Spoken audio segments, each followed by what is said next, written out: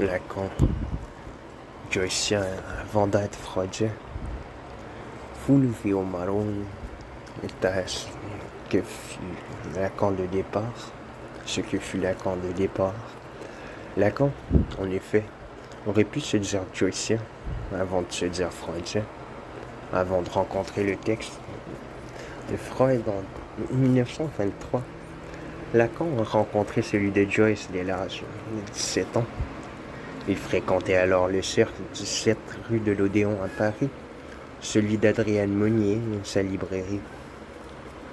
Au lieu de la littérature qui accueillait des écrivains comme Paul Claudel, Paul Fort, Paul Valéry, Louis Aragon, André Breton, Ernest Hemingway, Francis Scott Fitzgerald, Léon Paul Fargue, Georges Duhamel, André Gide, Walter Benjamin, Nathalie Sarraute, Valérie Larbeau, Jacques Prévert et j'en passe, et qui organisait des lectures publiques pour faire connaître Joyce au public français. Juste en face, au numéro 12, il y avait la librairie Shakespeare & Company, qui aujourd'hui se trouve rue de la Bûcherie, près de Notre-Dame, fondée par l'américaine Sophia Beach, à qui Joyce confia en 1921 la première publication d'Ulysse,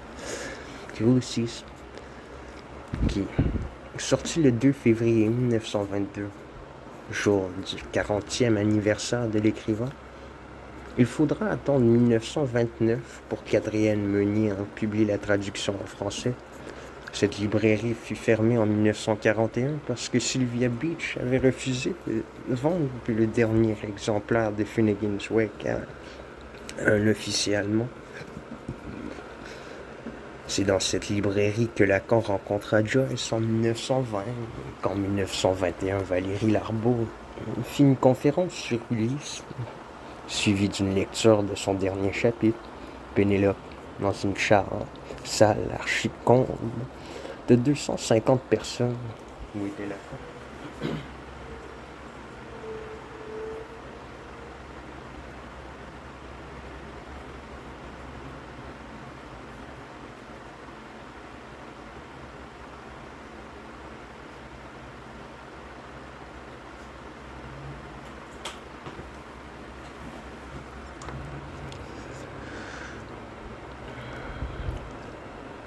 Ce n'est sûrement pas par hasard que Lacan ait rencontré, du moins entrevu James Joyce à Paris. Alors qu'il n'a pas réussi à obtenir de la princesse Bonaparte une rencontre avec Freud, il en témoigne lors de son intervention au 5e symposium international James Joyce du